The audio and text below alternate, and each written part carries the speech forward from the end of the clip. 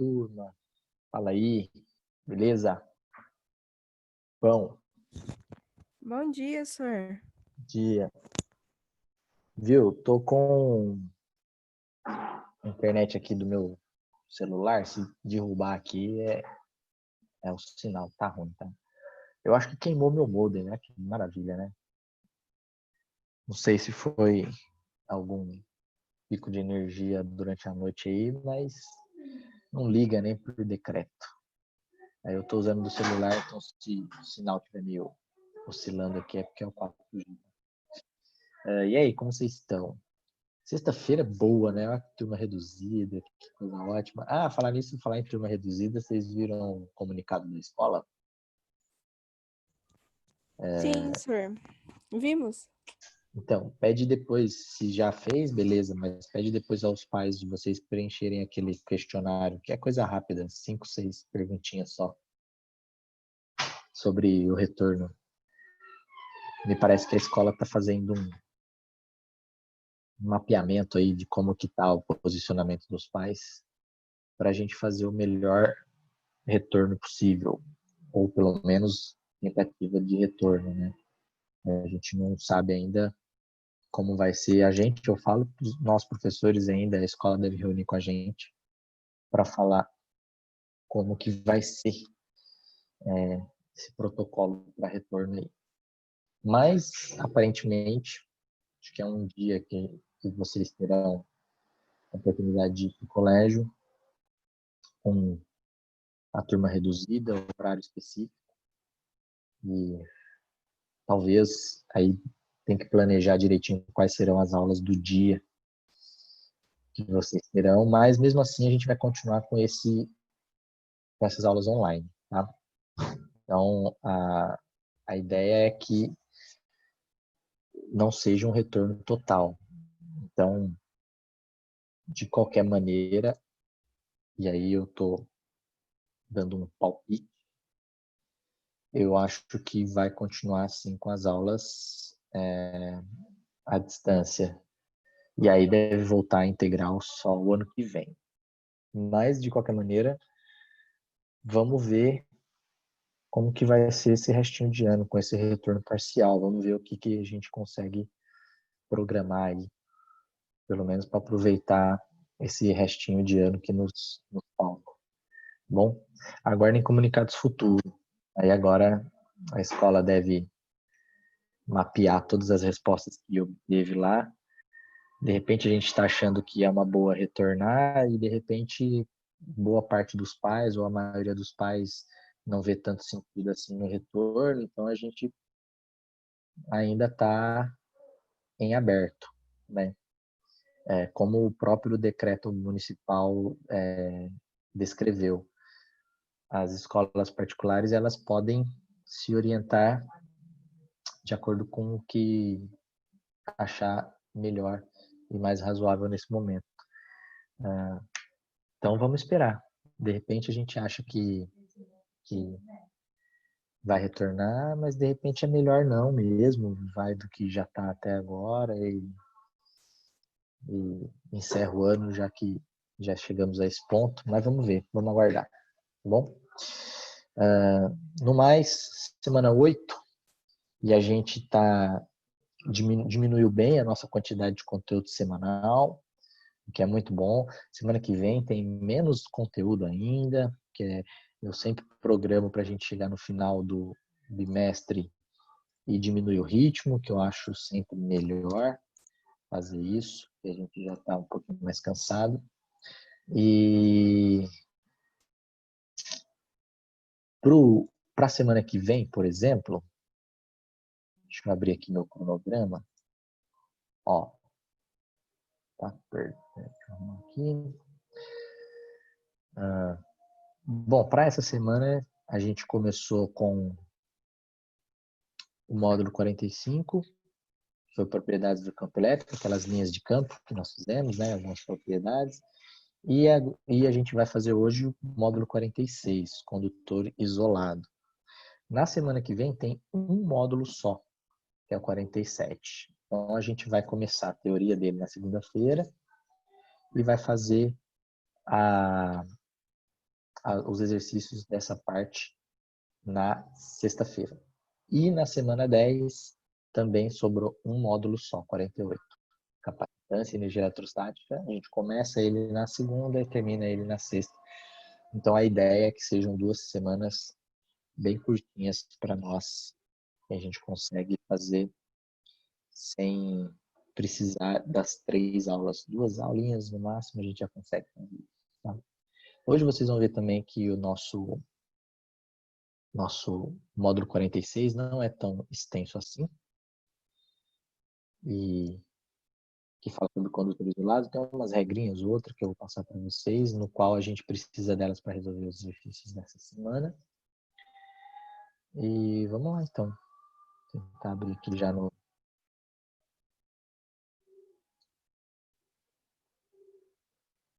módulo 46, página 87 para vocês aí. Para mim também, né? Estou abrindo aqui já. No nosso módulo 46, está aqui na mão. Condutor isolado, gaiola de Faraday, poder das pontas. Então, são algumas, na verdade, a matéria mesma é condutor isolado, só que a gente aproveita algumas propriedades do condutor isolado e já explica o que é a gaiola de Faraday e poder das pontas. Vou tentar ver se eu encontro alguns vídeos aqui também para mostrar para vocês um pouquinho mais dessa teoria, quando vence a barreira da distância e ocorre uma descarga elétrica. Vamos ver se eu consigo. É uma boa justificativa do raio. Vocês já ouviram falar da chispa? Chispa é um experimento que tem. Você tem 2 varetas. Quem já viu o filme ou desenho do Frankenstein vai saber o que é a chispa. Aí fica aqueles negócios soltando raio dos lados e subindo a vareta, né? Aquilo a gente chama de chispa. Na verdade, é uma tentativa de simular como que a descarga elétrica vence a barreira da distância entre 2 DDPs. E aí, mais ou menos, a gente vai conseguir simular isso, imaginar isso aqui quando a gente fala desse condutor isolado, tá bom? Primeiro, a teoria de condutor isolado, a gente... O que a gente quer dizer com condutor isolado? É um material condutor no qual não passa corrente elétrica.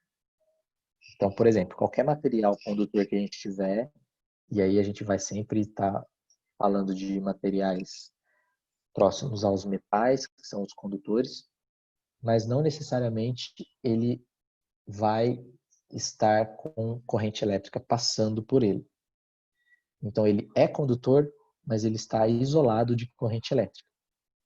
Só que o fato dele estar isolado de corrente elétrica não significa que ele não tenha carga. Então, ele pode ser um condutor isolado por não ter corrente elétrica e ele pode estar neutro ou eletrizado, né? Então, ele pode ter carga elétrica ou não, tudo bem? E a gente sabe que se ele tiver carga eletrostática, né, algumas cargas espalhadas por si, ele pode, de repente, interagir com outro material, porque nós já vimos processo de eletrização, por exemplo, no qual ele vai tentar dividir a sua carga, né? E aí pode ser que aconteça algumas descargas elétricas nesse condutor isolado, tá? O que nós vamos ver então desse material desse condutor isolado nesse módulo? A gente vai ver algumas propriedades que ele possui, porque ele vai ser a teoria inicial, a preparação para a gente estudar capacitor no módulo 48. Então a gente vai ver que capacitor, na verdade, é um condutor isolado no qual ele tem carga acumulada, né? E aí o estudo de capacitor e capacitância a gente aproveita um pouco dessa teoria de condutor isolado. Tá? E por que eu estou falando que esse módulo aqui ele é bem curtinho? Porque sabendo das propriedades, a gente já consegue fazer bastante exercício. Inclusive, consegue finalizar a listinha dessa semana. Eu coloquei 1 ou 2 lá sobre condutor isolado. Tá bom? Então, vamos lá. Um condutor isolado em equilíbrio eletrostático, o que que acontece? Bom, e aí eu sempre vou falar da, do potencial para esse condutor e do campo elétrico para esse condutor, tá? Então, eu vou começar falando sobre o campo elétrico. E aí e aí grava uma coisa, nós sempre teremos 3 posições ou, né, localizações próximas desse condutor isolado. E as 3 posições são no interior desse condutor, na superfície desse condutor e distante desse condutor. Então, para essas 3 posições, eu consigo analisar o que vai acontecer com o campo elétrico e com o potencial elétrico. A princípio, sem muita conta por enquanto. As contas vão entrar no módulo 47, quando a gente entra em esfera condutora. Mas as propriedades são válidas para qualquer formato de condutor. Tá? Então, a primeira propriedade é que no interior de um condutor isolado, o campo elétrico é nulo. Então, não tem campo elétrico dentro. Tá? O campo elétrico ele vai começar infinitamente próximo à superfície, afastando da superfície. Tá? Não é o sentido do vetor campo elétrico, falando a região que tem campo elétrico. Né? Dentro do condutor não tem campo elétrico. Na superfície, ele tem, mas a gente vai ver que vale menos do que do que estiver muito próximo da. Imagina que isso aí fosse uma casca de um condutor, né? Logo em cima da superfície é um valor, dentro é 0 e bem próximo da superfície já é outro valor. Tá? Então nós temos 3 regiões aí para analisar: dentro da superfície e próximo da superfície ou mais afastado da superfície. Tá? E com relação ao potencial, então primeiro, nós estamos falando da parte interna do condutor isolado. Na parte interna, o campo elétrico é 0 e o potencial interno é constante. E o potencial interno é constante e vale a mesma coisa que o potencial na superfície. Então, para eu calcular o potencial desse condutor isolado, imagina que existe uma região central aqui e eu quero calcular na superfície, eu conheço o raio dessa figura, sei lá, supondo que seja uma esfera, um círculo. Se você calcula o potencial para esse raio e toda a distância que for menor do que esse raio, é o mesmo valor de potencial. Mesmo que matematicamente, o potencial a gente divide pela distância, lembra? É kq sobre d, né? Cuidado que é só d. D quadrado é quando é campo elétrico. Potencial é kq sobre d.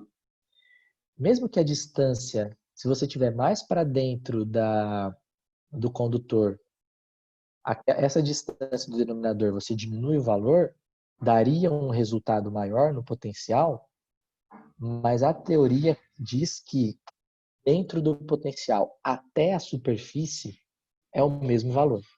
Mesmo que a distância faça diferença na conta matemática, mas a gente não calcula para distâncias menores, a gente sempre usa o raio como referência, entendeu? Então eu vou usar o raio da esfera, do círculo aí que eu estou calculando. Tudo que for menor do que essa distância é o mesmo valor de potencial. Tudo que for maior do que essa distância, aí eu preciso calcular novamente. Tá bom? Então, essa é a diferença primeira, se tratando da parte interna de um condutor isolado. O campo elétrico é 0 e o potencial elétrico internamente a esse condutor recebe o mesmo valor do que o potencial na superfície, na casca desse condutor, certo? Outra propriedade desse condutor é que, se tratando de carga elétrica, quantidade de carga, a carga elétrica nunca vai estar dentro do condutor. Sempre vai estar na sua superfície. Certo? Então, não sei se vocês já viram um experimento que é o gerador de Van der Graaf. Ou eu já cheguei a falar. O gerador de Van der Graaf, sabe o que é? É aquele experimento no qual liga um motorzinho que fica rodando uma fita, uma cinta, que ela se assemelha muito à pele humana, e ela fica atritando numa escovinha de cobre, e aí tem aquele globo em volta desse negócio, aquele negócio que a galera põe a mão e arrepia os cabelos. Sabe qual eu tô falando? Aquilo lá chama gerador de Van der Graaf. E o gerador de Van der Graaf é muito bom para a gente exemplificar essa relação de carga elétrica, porque toda a carga que ele gera nesse movimento, nesse atrito entre essa cinta e o metal, né, o cobre, toda a carga produzida por conta dessa eletrização por atrito, nós já estudamos eletrização por atrito, toda essa carga gerada vai para a casca da esfera desse gerador de Van der Graaf. E aí o que acontece? Quando você coloca a mão lá em cima desse globo, você vai interagir com esse sistema, você vai fazer parte desse sistema que está carregando com energia eletrostática, com carga eletrostática. E aí nós vimos que cargas de mesmo sinal se repelem. Por isso que o cabelo começa a arrepiar. É porque eles estão ficando carregados com a mesma carga e o cabelo fica muito próximo um do outro. Então eles tendem a se afastar, se repelir. Aí começa a arrepiar o cabelo. Tá? Então essa é a ideia do funcionamento do gerador de Van der Graaf. E aí o nosso material, aquele globo, essa esfera que tem em volta aí, onde a gente coloca a mão, é um condutor eletrostático no qual toda a carga lá dentro vai para a superfície. Então, internamente, como mostra aqui esse desenho, nós não temos carga elétrica. Toda a carga elétrica vai vir para a superfície do condutor. Tá? No caso aqui, a gente tem um cilindro mostrando com cargas positivas que estão aqui na nossa superfície, na extremidade do meu condutor eletrostático. Tá? Outra coisa interessante, e aí vem a quarta propriedade. Dentro do condutor não tem campo elétrico. A gente viu aqui já, né, na primeira propriedade. Então, o campo elétrico vai começar da superfície para fora, né? E esse condutor eletrostático, o campo elétrico, em qualquer posição que você tiver na superfície desse condutor, o campo elétrico é perpendicular. E aqui no caso ele está colocando um perpendicular para fora, porque a gente começou o nosso exemplo aqui com um condutor carregado com carga positiva, né? E a gente viu que das linhas de campo, se a carga for positiva, o campo elétrico ele é saindo do centro, né? Ó, aqui está uma carga pontual aqui, por exemplo, e ela é positiva, então o campo elétrico é saindo da carga. E é o que a gente observa aqui também no nosso condutor eletrostático. Se a casca dele estiver carregado com carga positiva, então dali o campo elétrico é saindo. E em qualquer posição que você pegar esse campo elétrico, mesmo que seja um formato todo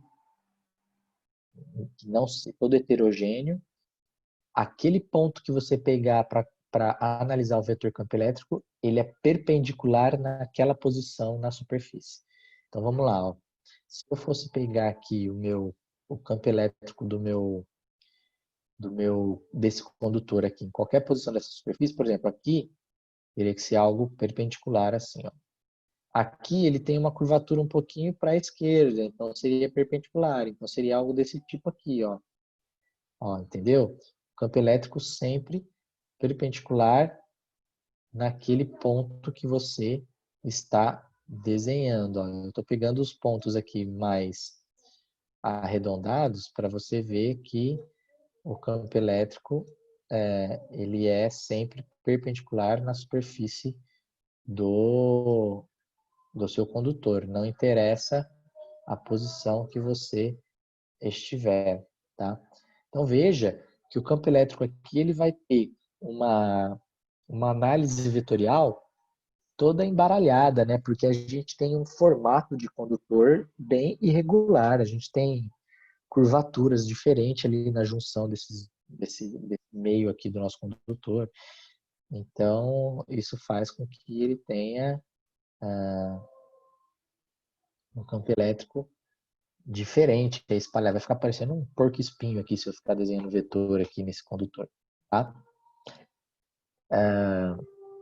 Mas, o que eu quero com essa demonstração é que qualquer posição que você escolher na superfície do campo elétrico, e você for desenhar o vetor campo elétrico, você tem que desenhar uma seta perpendicular naquele ponto, tá? É isso.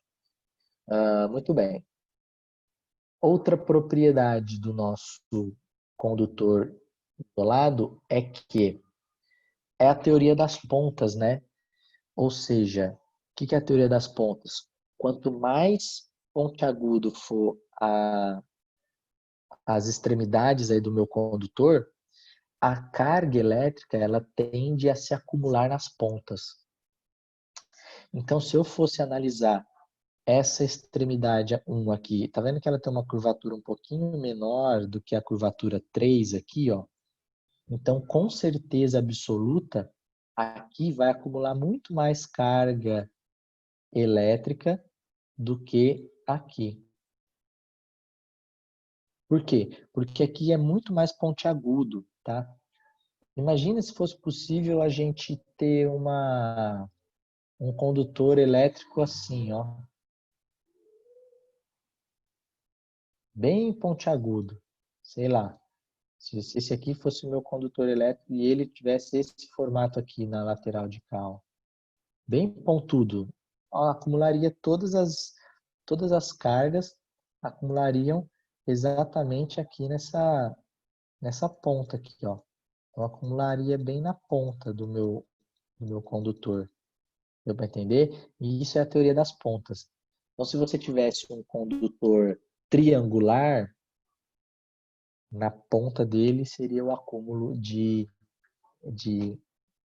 carga eletrostática.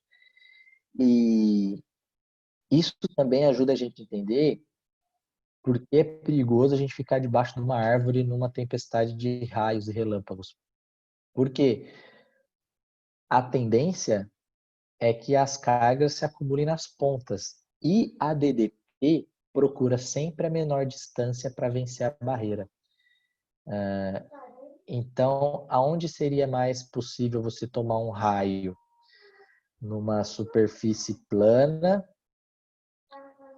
ou numa montanha que está mais próximo das nuvens carregadas? Uma montanha, então a quantidade de raios que cai nas montanhas, é lógico que se a gente for fazer uma contagem, né, a gente tem mais superfícies planas do que montanhas, morros e montanhas. Em termos de quantidade, pelo tanto de planícies que nós temos, chegaria num valor maior, mas porque a área de planícies é maior. Agora, se eu fosse limitar somente, se eu pegar a mesma quantidade de área de planícies e morros e montanhas, você veria que nessas regiões de morros tem mais descarga elétrica. Por quê? Está mais próximo das nuvens carregadas. E a tendência é que a descarga elétrica vença pela menor barreira, tá? Por que que não é bom você ficar andando num descampado num dia de tempestade? Porque você passa a ser o pino de referência lá desse descampado. Então, se fosse cair um raio, o raio vai procurar o quê? A menor distância. A menor distância, nesse caso, é a tua cabeça. Então, você vai tomar um raio na cabeça. Por isso que fala pra gente, quando tiver tendo alguma tempestade e tem muito relâmpago, não ficar em áreas muito abertas, como fazendas, campos de futebol, porque você passa a ser o ponto de referência para essa descarga elétrica. que aí você passa a ser a posição de menor distância para essa descarga elétrica. Então não é muito interessante você se arriscar desse jeito, né? Sir, tem uma Oi. torre do lado da minha casa, torre de energia. Se cair um raio nela, assim, minha casa acontece alguma coisa? Então, geralmente essas torres têm para-raio, né? E aí você fala assim, ah, tem para-raio, eu tô seguro. Então, mas só que o raio é uma coisa que a gente não controla muito. A ideia é que, por ele ser uma posição mais alta, e talvez ele tenha um para-raio mesmo, ali vai ser o ponto mais atrativo para acontecer a descarga elétrica, certo? Primeiro porque está mais alto, então a distância é menor, e aí o tanto de carga acumulada que tem na nuvem, ele vai procurar a menor distância para ele fazer essa descarga elétrica, então seria por ali. Só que, às vezes, a descarga elétrica até mira no para-raio, mas ele vai errar, porque não é assim. A gente sabe que uma vez que acontece o fenômeno da descarga elétrica, não é uma linha reta uniforme, né? A descarga elétrica, inclusive ela tem um segmento principal e ramificações, né? Por estar próximo de uma localidade dessa, talvez uma dessas ramificações possa atingir a tua casa. Mas assim, só se for uma descarga elétrica muito forte e eu não sei assim a que ponto afetar vocês internamente aí não. Talvez pode prejudicar com algum aparelho ligado na tomada, essas coisas aí, sim. Aí você pode queimar alguns desses aparelhos, né? No caso, a tua casa teria que ter uma proteção no quadro de energia contra picos de energia elétrica. Locais que tem muita tempestade, prédios, apartamentos, geralmente nos quadros de energia, nos quadros principais de energia do prédio, eles têm isso. Por quê? O prédio também é o que pega o raio primeiro, né? Imagina numa cidade, os prédios mais altos são os que mais recebem essas descargas elétricas, né? E, e talvez por você estar perto de uma localidade dessa, que é um ponto atrativo para descarga elétrica, possa ser que uma dessas ramificações atinja a sua casa. Porém, não vai ter muito prejuízo que eu digo, em termos de talvez pegar fogo, incêndio, alguma coisa assim, porque a descarga principal vai na antena, porque ela é a posição mais perto, né? E aí talvez você pegaria só um pedaço dessa descarga elétrica, nada que talvez pegasse fogo, alguma coisa do tipo assim. Aí você teria prejuízos eletrônicos, isso com certeza. E às vezes não precisa nem cair propriamente dito na sua casa. Se cair perto né, aqui em casa mesmo, tem um barranco aqui para trás aqui que é uma fazenda. Uma vez caiu um raio ali e assim, o barulho, eu tô a centenas de metros aqui dessa parte do bairro aqui. O barulho é gigantesco, né? Quando cai perto assim. E as luzes da rua aqui, os postes, eles apagaram. Nem diretamente caiu em nenhum desses postes, mas afetou a circulação de eletricidade aqui, pelo menos por algum tempo. Esse pedaço da onde fica a minha casa aqui, na rua, ficou sem iluminação. Aí eu não sei qual a ligação direta em termos da parte da instalação, mas pode ser que tenha sido reflexo, efeito dessa descarga elétrica. E não atingiu nenhum poste. Atingiu a parte descampada ali da fazenda, mas deve ter sido forte essa descarga elétrica que aconteceu. Falando em descarga elétrica, eu lanço uma pergunta para vocês. Que eu já vi vários alunos em outros anos questionar não, mas me perguntar, e eu falei, pô, vou guardar essa pergunta e vou lançar para as turmas futuras.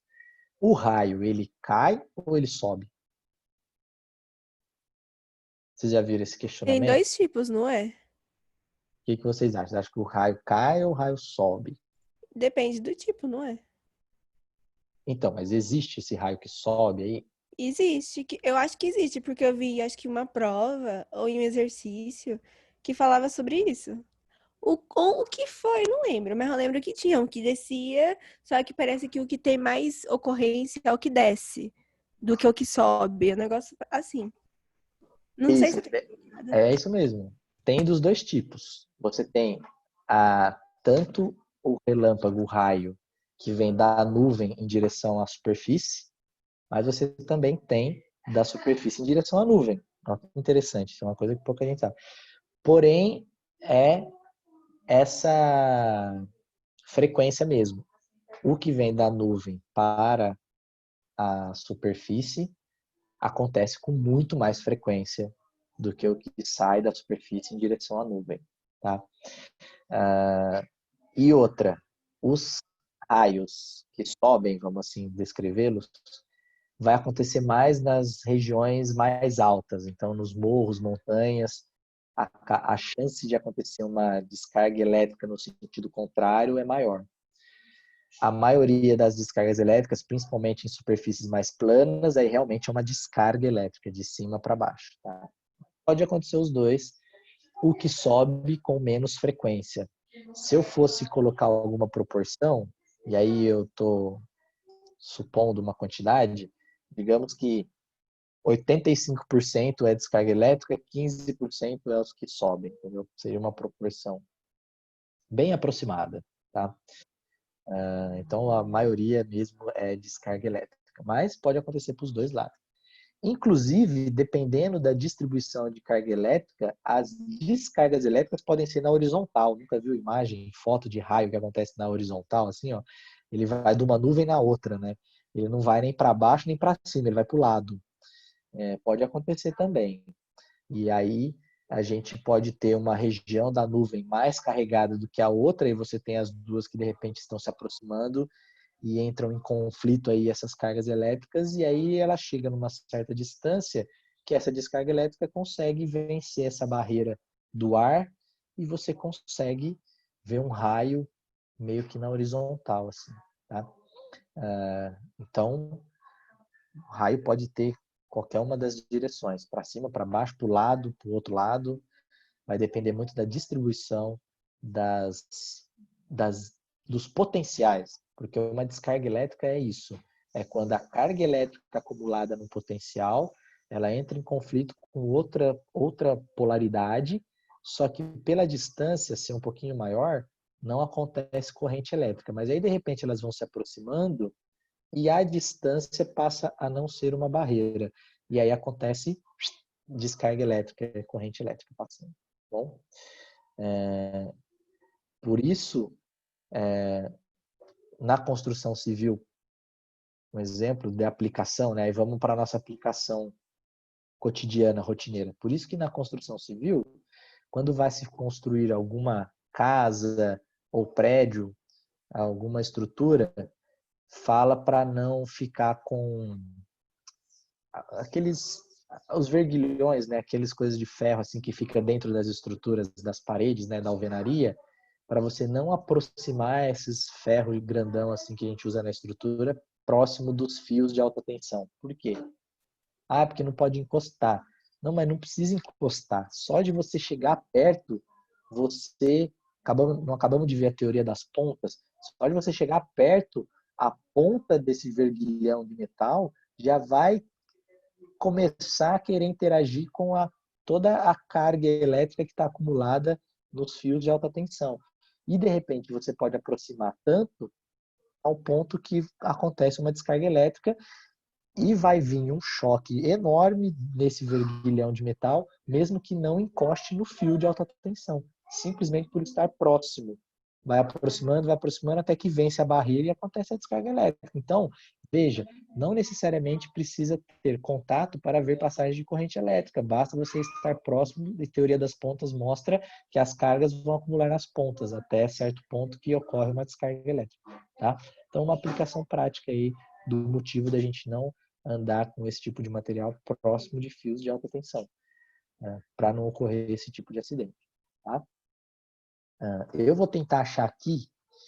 Bom, e aí o último que faltou aqui é a gaiola de Faraday. Né? E a gaiola de Faraday, a gente aproveita essa propriedade 3 aqui, ó, que a carga elétrica no interior de um condutor é zero. A carga elétrica se acumula na extremidade. Então, aqui é a gaiola de Faraday, ó, uma representação. Ela é fechada aqui em cima, tá? Mas é uma gaiola mesmo. E aí, de repente, ocorre uma descarga elétrica aqui nessa gaiola. Quem está lá dentro vai morrer ou vai sofrer a descarga elétrica? Não. Por quê? Porque a carga elétrica fica na superfície da gaiola. Ela não consegue penetrar dentro desse condutor aqui, que é a nossa gaiola, entendeu?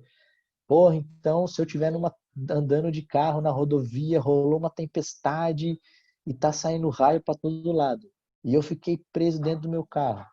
Sorte a sua, amigão. Dentro do seu carro é o lugar mais seguro que você poderia estar, porque ele funciona como uma gaiola de Faraday. Mesmo que ocorra um raio em cima do teu carro, você lá dentro está seguro, porque a carga elétrica vai toda se acumular em volta do seu carro e não vai para dentro do condutor eletrostático, entendeu? Então, que ótimo, ocorreu uma tempestade, você está dentro do carro, bom, ali é o único lugar que realmente você pode sobreviver. Se você descer, abrir a porta, sair correndo, de repente pode vir um raio na tua cabeça.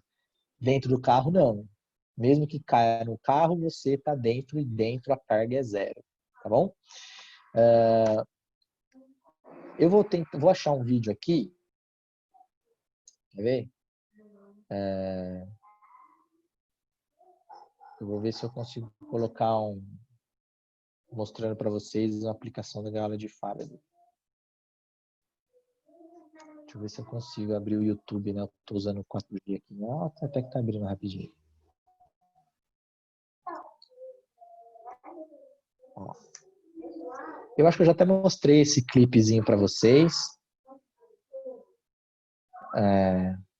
Se eu já mostrei, me perdoem, mas eu vou mostrar de novo. Inclusive, esse clipe mistura um pouco de ondulatória com elétrica, com algumas coisas do tipo. Eu vou mostrar aqui para vocês. Espera aí que eu vou compartilhar o áudio.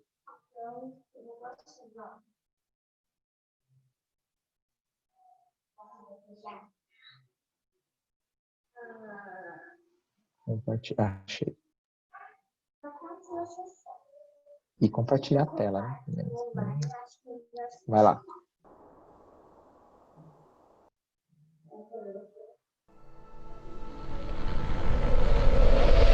The film you're about to see has no characters.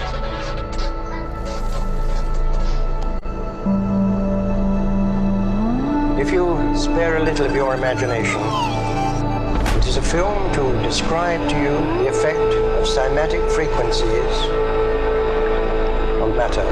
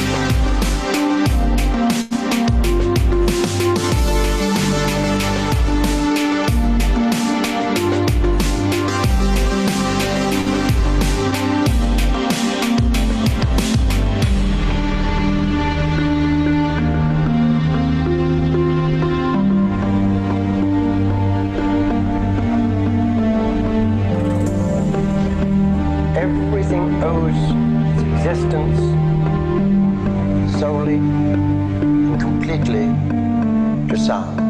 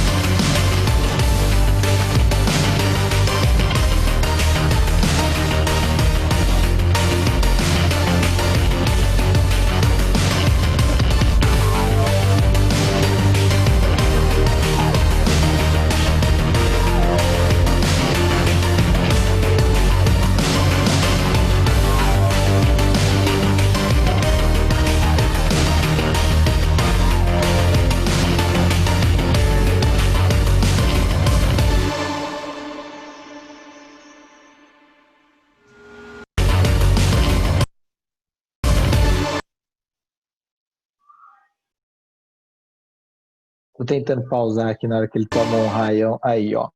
Mas nem é essa parte aqui, quer ver? Essa aqui que eu quero. Deixa eu ver.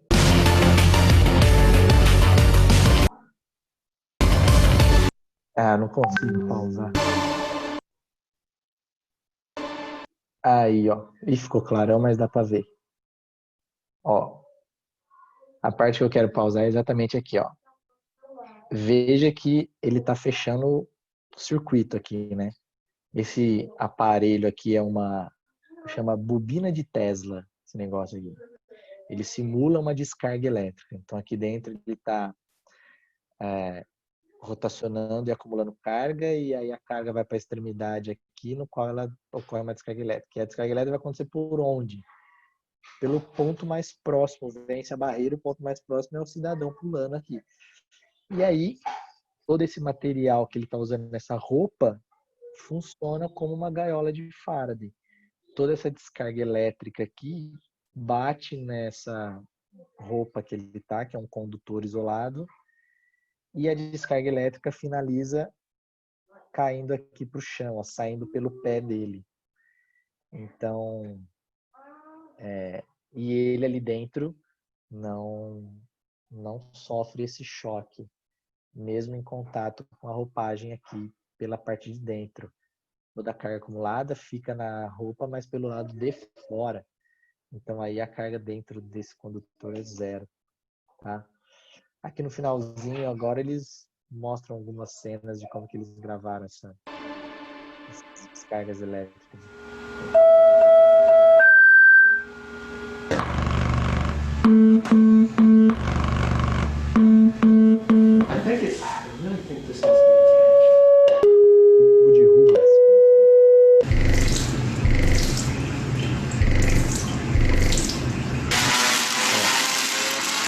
Alguém tem coragem?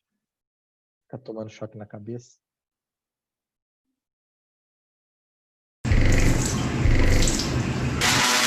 Ó, no meio da testa, vamos lá.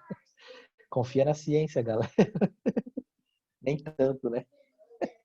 Mas o último aqui, ele mostra aquele pulo que ele dá. Tomou choque de verdade. Esse é um vídeo pra gravar por desse jeito. Mas é isso aí, turma. Queria mostrar só pra vocês como é que funciona um pouquinho da teoria com esse vídeo aí. E acabou que nesse último a gente viu tudo, né? Vence pela menor distância, o condutor isolado dentro não tem carga, a descarga passa por fora, então só tem carga acumulada em volta. E você tem a teoria das pontas, né? As pontas ali, no caso, tá usando a cabeça do cara e os pés do cara para acontecer todo o caminho dessa descarga elétrica. Tá bom? O passo 7 aqui, ó, a propriedade 7, eu não vou falar dela agora. Por quê? Porque o módulo 47 é da esfera eletrizada. Ó. Então, eu não vou falar da esfera eletrizada, porque isso a gente vai ver na segunda-feira, começo da teoria dessa esfera eletrizada, que é o mesmo desenho, inclusive, da propriedade 7. Ó. Então, eu vou falar dela quando a gente começar o módulo 47. Tá bom? Um pouquinho mais teórico esse módulo 46, né? Faz parte, a gente sempre tem um módulo ou outro que diminui um pouquinho na parte de matemática. As continhas vai aparecer um pouquinho mais no módulo 47. Por que disso? Porque a gente sempre tenta facilitar a matemática para vocês. Então, esse módulo 46, ele fala de qualquer tipo de condutor isolado. No módulo 47, a gente vai falar um pouco mais da esfera eletrizada. E por que da esfera? Por causa da simetria. Então, a gente vai... Toda essa discussão aqui de campo elétrico dentro e fora do condutor, o potencial dentro e fora do condutor, quando a gente vai falar de uma esfera, fica mais fácil, porque a gente trabalha com raio. E para qualquer direção que você for, o raio é o mesmo. Então, a simetria da esfera ajuda muito a gente entender a parte matemática que vai envolver o cálculo de campo elétrico e potencial elétrico para o condutor. Tá bom? Isso a gente deixa para semana que vem, tá? No mais, alguém tem alguma dúvida, algum comentário, fazer alguma pergunta? Acredito que com esse módulo aqui agora, 46, dá para você finalizar a listinha que falta. E quem tiver alguma dúvida muito específica na hora de resolver a listinha, manda mensagem para mim, no WhatsApp pode ser, ou no Agenda Edu, o que vier primeiro, eu consigo auxiliar vocês. Tá bom? Beleza, então. Estamos chegando a 1 hora de aula, aproximadamente. 50 minutos, né? Mas, como eu disse, nosso objetivo de diminuir um pouquinho mais o conteúdo no final do bimestre, é bom que a gente sobra um tempinho para descansar mais. Beleza, turma? Tem, agora que eu vi, tem alguém mandou mensagem aqui no bate-papo. Legal esse vídeo, né? Esse vídeo, ó, vou mandar no chat para todo mundo aí. Você digita lá Cymatics. É assim, ó. Mandei no chat para vocês. Digita por esse nome Cymatics. Aí ele tem esse vídeo que é o clipe pronto. E ele tem outros vídeos também mostrando como que ele fez o tubo de Rubens, como que ele fez a bobina de Tesla. Aí ele tem vários vídeos separados de como ele fez cada um daqueles experimentos que aparece ali no vídeo. É mó da hora, mistura ciência com música eletrônica, uma coisa muito louca aí. Beleza? E é isso então, pessoal. Se vocês não têm mais nenhuma dúvida, por mim, estou satisfeito com o nosso conteúdo. Fechou? Um beijo a vocês. Bom final de semana. Até segunda. Tchau, senhor. Bom final de semana. Tchau, igualmente. Tchau, senhor. Tchau, tchau.